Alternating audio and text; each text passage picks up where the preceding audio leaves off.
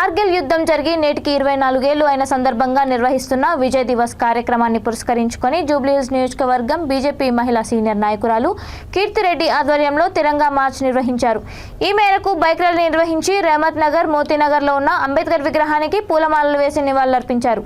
అనంతరం చౌరస్తా వరకు జాతీయ జెండాలతో ర్యాలీ నిర్వహించారు.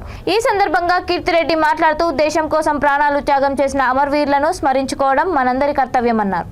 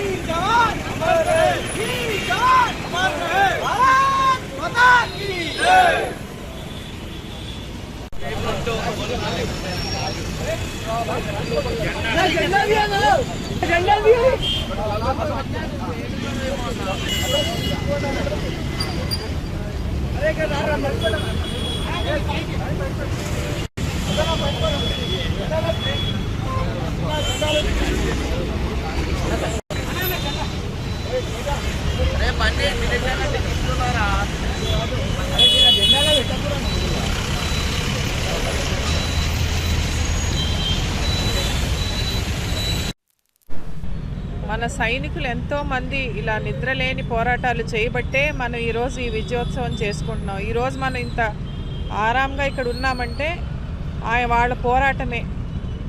వాళ్ళు మన దేశం కోసం, మన ప్రజల కోసం పోరాడుతున్నారు. అది ఎప్పుడు గుర్తుపెట్టుకోవాలి.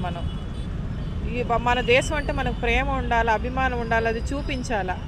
ఈరోజు మన ఇండియన్ ఫ్లాగ్ మన రాష్ట్రంలోనే ఎగరేయొద్దని చెప్తున్నారు.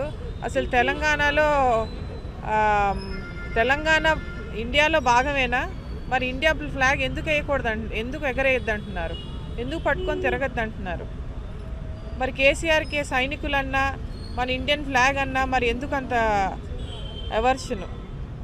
ఎందుకు మన లోకల్ ఎమ్మెల్యే మనల్ని జెండా పట్టుకొని తిరగద్దు అంటున్నారు?